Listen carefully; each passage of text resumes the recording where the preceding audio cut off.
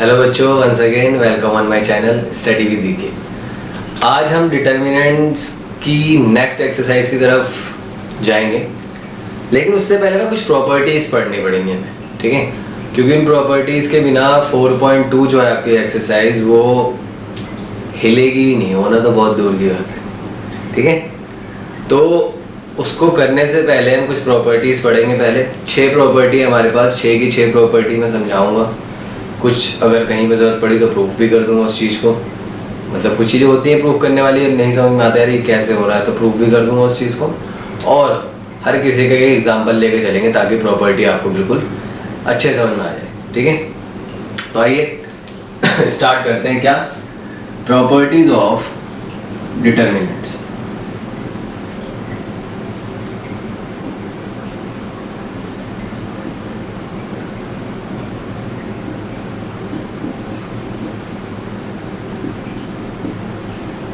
क्या है property of determinants? उसका ना हम लोग इस्तेमाल करते हैं क्या करने में, हम उसको यूज करते हैं क्वेश्चन को सॉल्व करने में।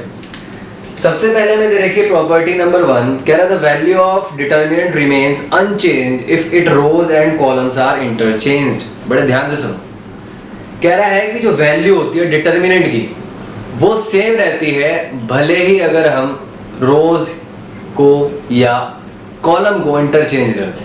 जैसे मतलब क्या हुआ, देखो प्रॉपर्टी नंबर 1,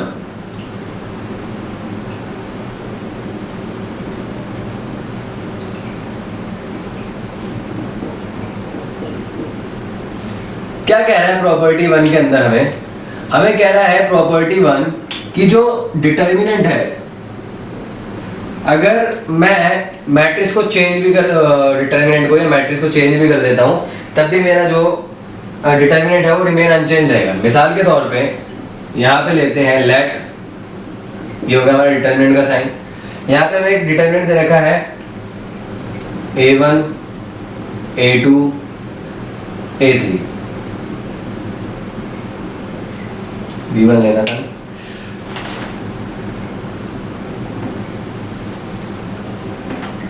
देखिए b1 b2 b3 c1 c2 c3।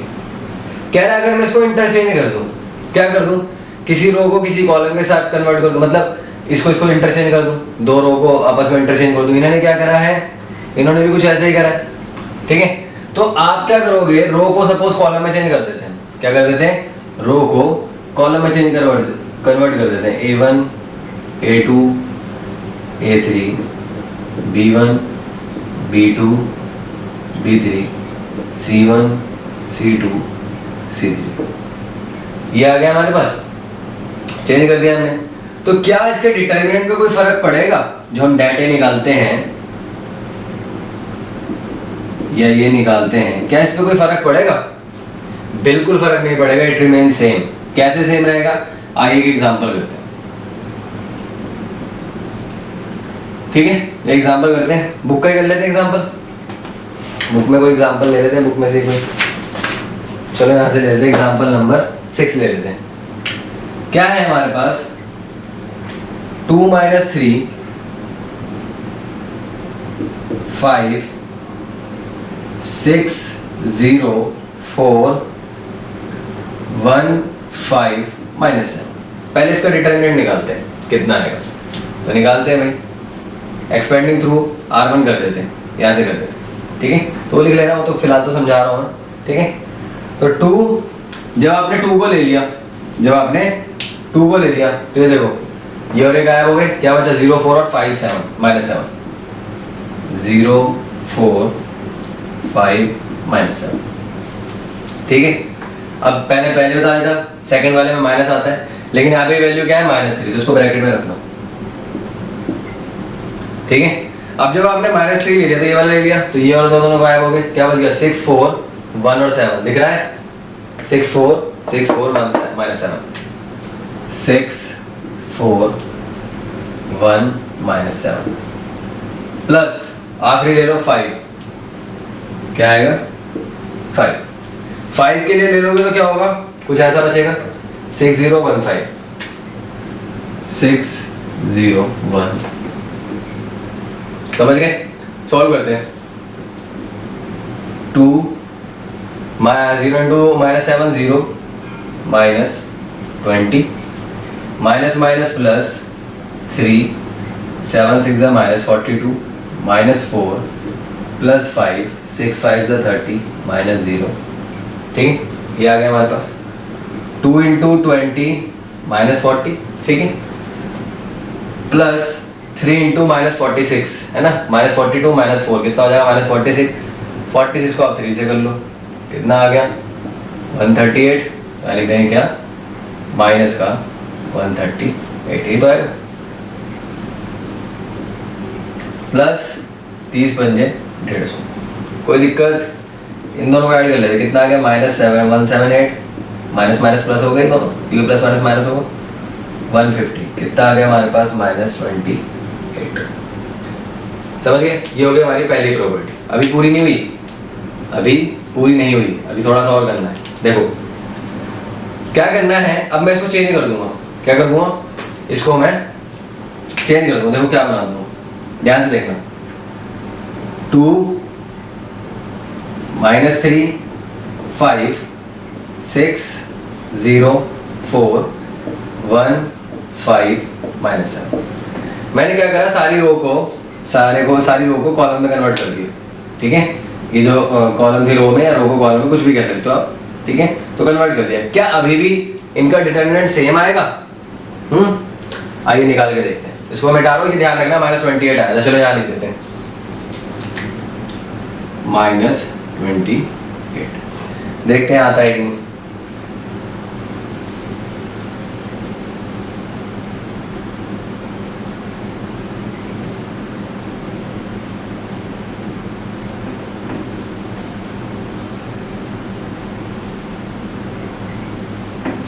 आइए फिर से करते हैं एक्सपेंडिंग थ्रू R1 इससे। ठीक है, तो 2 क्या बच जाएगा, देखो ये और ये क्या, 0 4 5 -7, 0 4 5 -7। अब माइनस आएगा 6 गया, तो देख लो ये बचा -3 5 5 -7, -3 5 5 -7। 1 को ले लो, प्लस 1, ये गया, क्या बच गया -3 0 5 4। सॉल्व करें, 2 0 इंटू -7 0, 5 चौक 20, तो 0 -20, -6 7 21, माइनस माइनस प्लस, ठीक है, -5 5 25, प्लस 1 3 4 -12, माइनस का 0। ओके, 2 इंटू -20 -40, -6 इंटू कितना हो गया 4, -24, ठीक है, प्लस माइनस माइनस क्या क्या आ गया हमारे पास, माइनस माइनस प्लस माइनस 1। अब -40 और -12, -52, कितना आ गया हमारे पास, माइनस का 28। ठीक है, तो हमारे पास इस पहली प्रॉपर्टी का मतलब क्या हुआ कि अगर मैं किसी भी रो को कॉलम में कन्वर्ट कर दूं, यानी पूरा का पूरा मैं डिटर्मिनेंट को इंटरचेंज कर दूं, तब भी उसके मैट्रिक्स को पूरा इंटरचेंज कर दूं, तब भी उसके डिटर्मिनेंट में कोई भी चेंज नहीं आएगा। तो इसका मतलब क्या हुआ, इसका मतलब ये हुआ कि अगर आप डिटर्मिनेंट निकालते हो किसी भी ए मैट्रिक्स का, ठीक है, और डिटर्मिनेंट निकालते हो उसके ट्रांसपोज मैट्रिक्स का, वो दोनों ही क्या आएंगे, सेम आएंगे। ये है इस पहली प्रॉपर्टी का मतलब, समझ में आ गया। तो हमारे पे ए मैट्रिक्स होता है और उसका ट्रांसपोज होता है, तो ये हमारे पास ए मैट्रिक्स था और ये इसका ट्रांसपोज था। ठीक है, दिख रहा है, लो मैं इसके ऊपर चला जाता हूँ, 2 6 1 -3 0 5 5 4 -7। वो ना नया नया लाल कलर लाया ना, तो लाल चलाने का मन कर रहा है। तो पहली प्रॉपर्टी समझ में आ गई।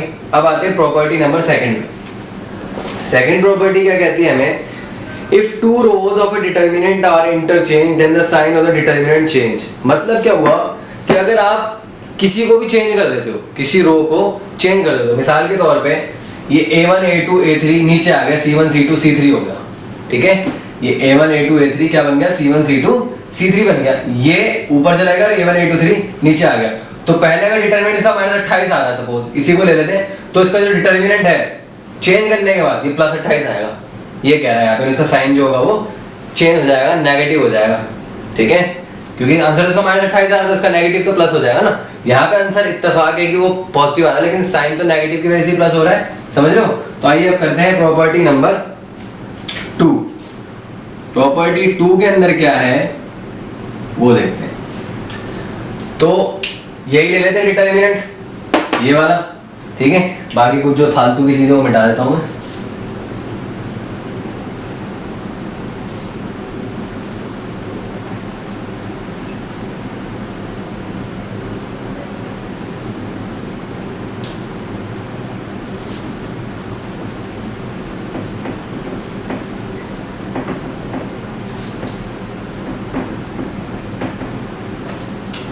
देखो हमारे पास क्या हो गया, ये प्रॉपर्टी नंबर 2 कह रहा है कि अगर किसी भी रो को हम चेंज कर देते हैं, इंटरचेंज कर देते, चेंज नहीं इंटरचेंज, मतलब ये इसकी जगह ले लेगा, ये इसकी जगह ले लेगा, तो जो डिटर्मिनेंट है वो चेंज हो जाएगा। आइए करते हैं, मतलब क्या होगा, पहले उसको चेंज करते हैं, इस वाले को, ये तो मैं ट्रांसपोज का केस था, इसको चेंज करते हैं पहले। देखिए क्या होता है, ये c1 c2 c3 ऊपर आ जाएगा, c1 c2 c3, मैंने मतलब ये करा है कि r1 को इंटरचेंज करा है किसके साथ, r3 के साथ, फिर b1 b2 b3 तो बेचारा एज इट इज रहेगा, a1 a2 a3, ठीक है, ये हो गया हमारे पास, समझ गए, कोई दिक्कत कोई परेशानी। देखिए यहाँ पे तो हमारे पास आ ही गया था, ये डिटर्मिनेंट हमने ये एक्सपेंडिंग थ्रू द c1 है 2 6 1, इसके हिसाब से निकल गया। अब इसके अंदर क्या कह रहा है, हम इंटरचेंज कर देते हैं इसको, क्या कह रहा है, इंटरचेंज कर देते हैं। भाई देखो मैं एक बात बोल दूं, जो अगली एक्सरसाइज हम करने वाले हैं उस एक्सरसाइज को करने से पहले अगर जिसने मैट्रिसेस का रो ऑपरेशन वाला एक्सरसाइज जो थी शायद आई थिंक 3.4 थी, वो नहीं करी तो नहीं होगा, तब भी नहीं होगा, और ये नहीं सीखोगे तब भी नहीं होगी। 4.2 बहुत बहुत बहुत इंपॉर्टेंट है, सच में बहुत इंपॉर्टेंट है, कोई मजाक या खेल नहीं कर रहा हूँ मैं, बहुत ज़्यादा इंपॉर्टेंट है। उसके अंदर से क्वेश्चन आता ही आता है, तय है, प्रूफ करने वाले क्वेश्चन आते हैं उसके अंदर, आप खुद देख लेना एक बार 4.2 खोल के, पता चल जाएगा कि कैसे कैसे क्वेश्चन, अभी तक आपने ऐसे क्वेश्चन ना देखे ना करें। तो ये हमारा नॉर्मली जो है 261 एक्सपेंडिंग थ्रू द c1 के तौर पे हमारे पास ये आंसर आया। अब हम क्या करते हैं, इसको इंटरचेंज कर देते हैं, क्या कर देते हैं, इंटरचेंज करते हैं, ये लो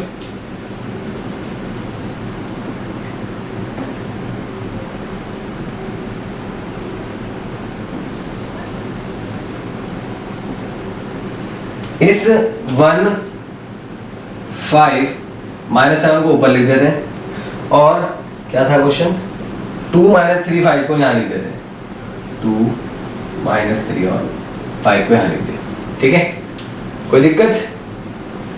पहले कितना है हमारे पास -28, अब मैंने क्या कर दिया, यहाँ पे रो को इंटरचेंज कर दिया, देखते हैं क्या आता है, मिटा रहा हूँ इसको, ठीक है, ये -28 यहाँ पे लिखा हुआ है, इसका डिटर्मिनेंट जो आया था, अब देखते हैं क्या आता है, क्या ये प्रॉपर्टी सच बोल रही है या झूठ बोल रही है, अभी पता चल जाएगा।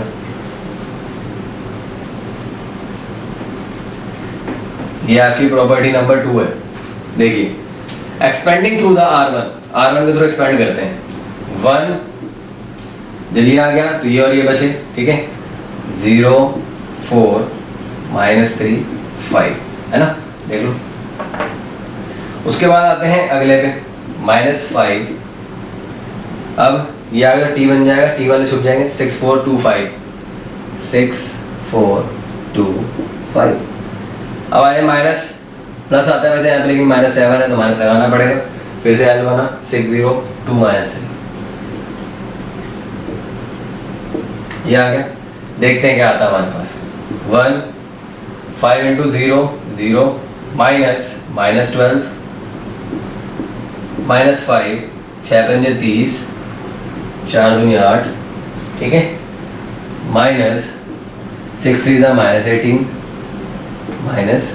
-0, ठीक है, करते हैं, कितना आएगा 1 माइनस माइनस प्लस 1 इंटू 12 आ गया ये, -5 30 में से 8 गए, कितना हो गया 22, माइनस माइनस प्लस 18 इंटू 7, पढ़े नहीं आते तुम लोगों को, 126। ठीक है, तो ये आ गया हमारे पास। अब हम क्या करते हैं 12 माइनस 22 पंजे 110 प्लस 126, 126 और 12 कितने हो गए 138 माइनस 110 कितना आ गया 20 का 8 वही 20 का कितना आ गया 28 आ गया। तो इससे क्या पता चला हमें, देख लो यहाँ पे क्या आया था माइनस, लेकिन अब क्या आया समझ गए। तो जो हमारा डिटर्मिनेंट है इंटरचेंज करने के बाद वो क्या आता है माइनस आया था, यानी यहाँ पे माइनस कॉमन निकल गया एक तरीके से, समझ गए। तो ये हो गया हमारी प्रॉपर्टी नंबर 2। अब प्रॉपर्टी नंबर 3 देखते हैं क्या है।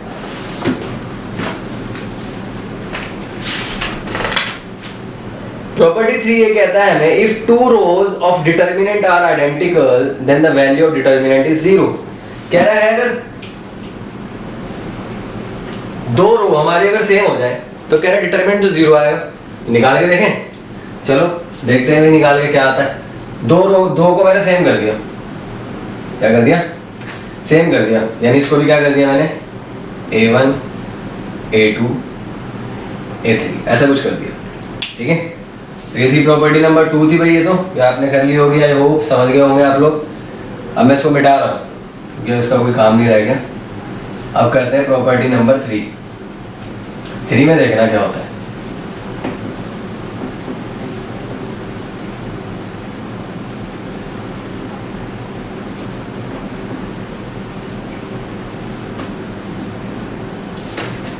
ये आ गया हमारे पे प्रॉपर्टी नंबर 3। ठीक है, थर्ड प्रॉपर्टी होगी।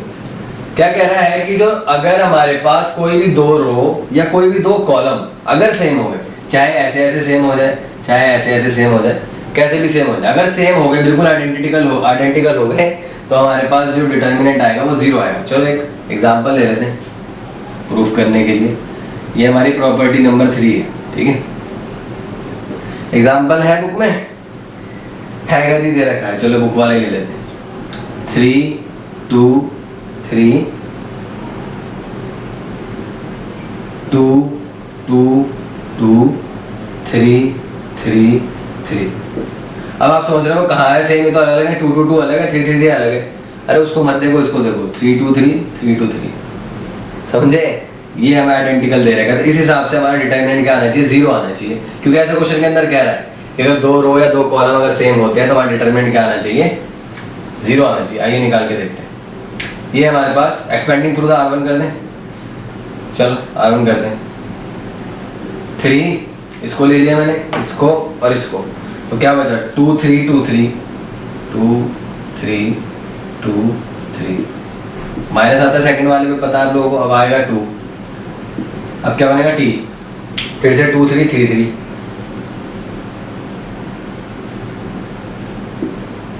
प्लस क्या आ गया 3।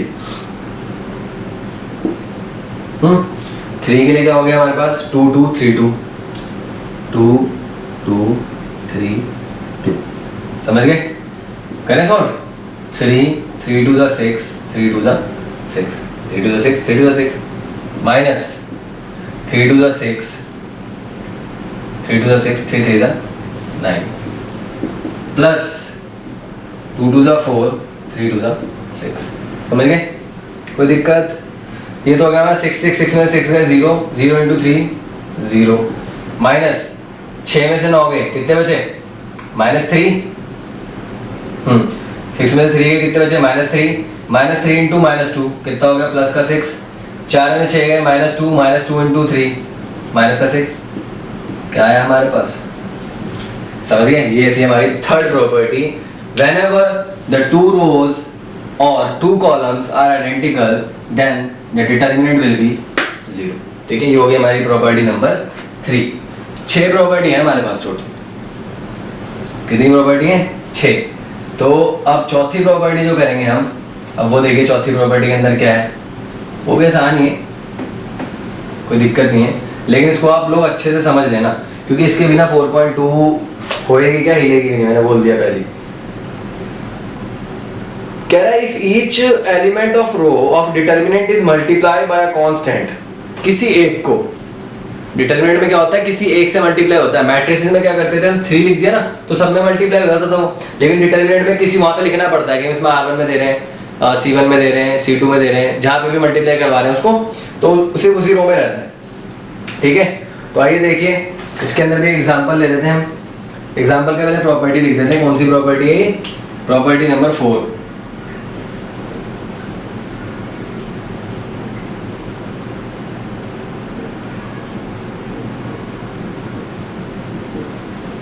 क्या है, प्रॉपर्टी नंबर 4। इसने क्या कहा कि अगर मैं किसी भी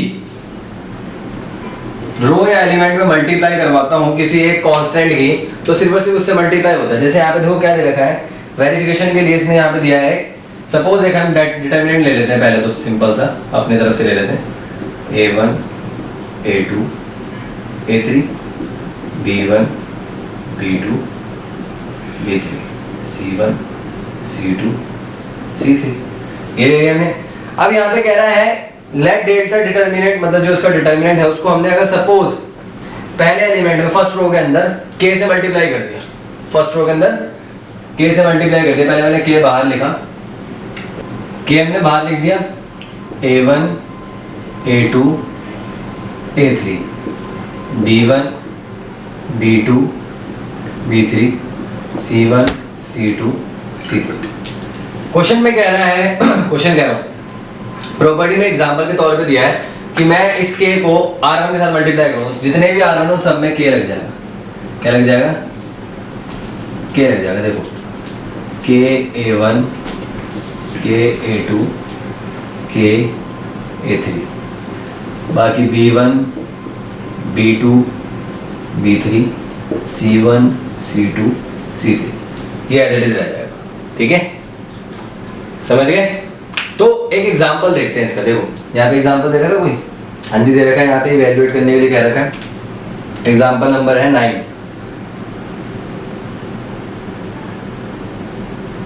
यहाँ पे दे रखा है ना क्वेश्चन के अंदर, इवैल्यूएट 102 18 36 1 3 4 17 3 6, ये दे रखा है। ठीक है, तो कह रहा है इसको इवैल्यूएट करो। यहाँ पे प्रॉपर्टी नंबर 4 लगेगी, आप लोगों को दिख रहा होगा, आई होप, इतनी मैं उम्मीद कर सकता हूँ दिखना चाहिए। देखो ये सारे छोटे छोटे नंबर है, लेकिन ये सारे क्या है, बड़े बड़े नंबर है। इसमें से कॉमन निकालो, ये तीनों 6 के पाड़े में आते हैं, है ना, तो 6 कॉमन आ जाएगा इसके अंदर से। मतलब आप इसको क्या लिख सकते हो, 6 इंटू 6 कम 6 6 7 42, 6 इंटू 3 और 6 इंटू 6 1 3 4 17 3 6। देख लो भाई, 6 इंटू 7 17, 6 इंटू 3 6 इंटू 6, ये निकाल लिया हमने कॉमन। अब यहाँ देखो 6 इसमें से कॉमन निकाल लेते हैं, 6 बाहर निकाले क्योंकि निकाल सकते हैं हम भाई रो 1 के साथ, उसके हिसाब से प्रॉपर्टी नंबर 4 के साथ जब अंदर उसको डाल सकते हैं के को, तो बाहर भी तो निकाल सकते हैं, इसमें से कॉमन निकाल लो। 17 3 6 1 3 4 17 3 6। अब देखो यहाँ पे प्रॉपर्टी नंबर 3 लग गई। यहाँ पे क्या है, रोज जो है वो आइडेंटिकल है, जिसकी वजह से पूरा डिटर्मिनेंट का हो जाएगा 0, तो 6 इंटू 0 आंसर कितना आ गया, समझ गए। तो यहाँ पे 2 प्रॉपर्टी का कॉम्बिनेशन हो गया, कॉम्बिनेशन। ठीक है, समझ गए। अब आते हैं प्रॉपर्टी नंबर 5 पे। प्रॉपर्टी नंबर 5 क्या कहती है हमको, देखते हैं क्या कह रही है। कहती तो कुछ नहीं है, पूछना नहीं पड़ता क्या हाल है ना भाई। कुछ कहती है क्या, कहती है लेकिन जानेगा नहीं।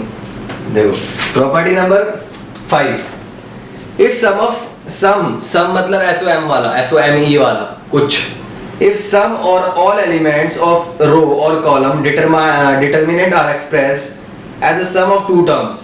ठीक है, या तो सब सारे के सारे, या तो कोई एक रो या तो कोई एक कॉलम, अगर उनको सम के फॉर्म में रिप्रेजेंट करवा रखा है, मतलब जैसे यहाँ पे लिखा हुआ है, पहला जो होगा A1 + A2 लिख सकते हैं, A2 प्लस A3 लिख सकते हैं, A3 प्लस A4 लिख सकते हैं, या किसी कांस्टेंट के साथ लिख सकते हैं, K plus A1, K plus A2, K plus A3, ऐसे रिप्रेजेंट कर सकते। अगर वो दे रखा है तो उसको हम 2 या 2 से ज़्यादा डिटर्मिनेंट में रिप्रेजेंट कर सकते हैं। मतलब देखो बहुत अच्छा है भाई, सबसे ज़्यादा यूज़ होगी ये प्रॉपर्टी, क्योंकि ये थोड़ी बड़ी प्रॉपर्टी है और इसकी इज्जत ज़्यादा है। ये कौन सी प्रॉपर्टी है हमारे पास? Property number 6।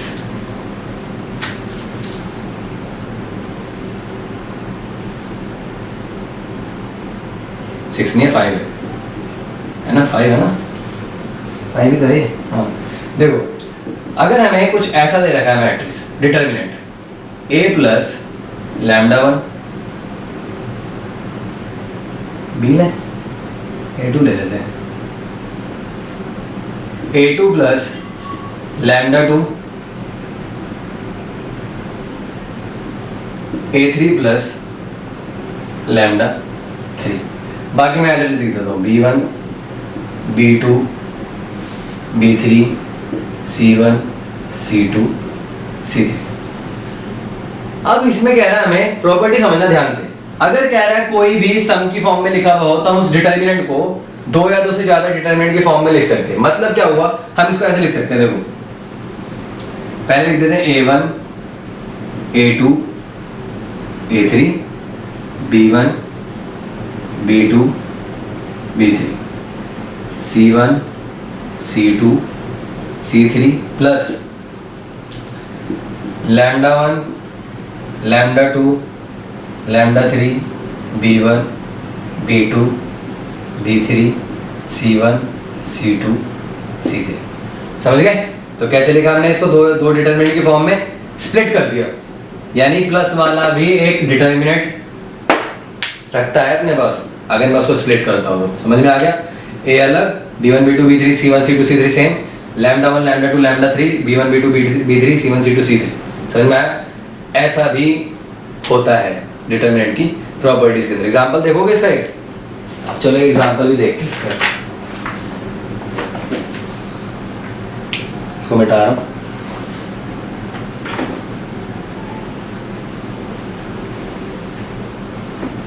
भाई देखो आज लॉकडाउन में थोड़ी सी ढीली मिली थी तो बोर्ड ले आया मैं, है ना, वरना तो का जुगाड़ से चला रहे थे उस बोर्ड को।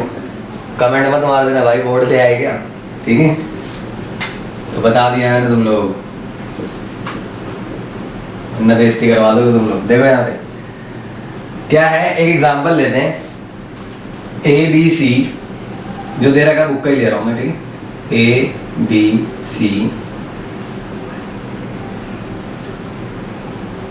A plus 2x, B plus 2y, C plus 2z, ठीक है? X, Y, Z। समझिए हमें कैसे स्प्लिट करना है, चलिए कर दे फिर भी।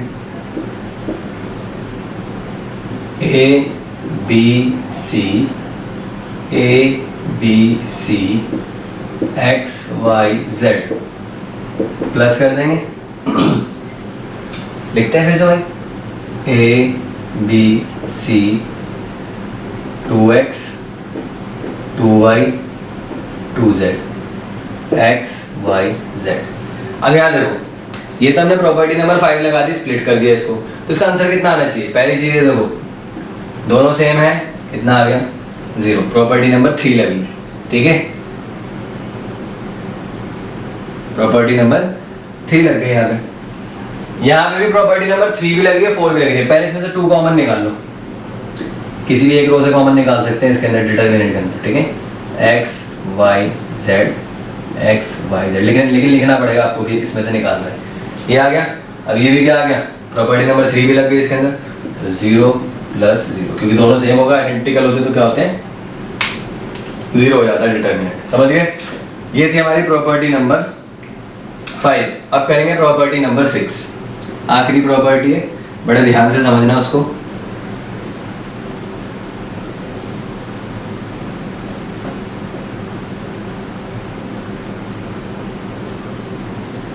देखिए प्रॉपर्टी नंबर 6 में हमें क्या कहता है, इसी के जैसा 5 की तरह थोड़ा थोड़ा।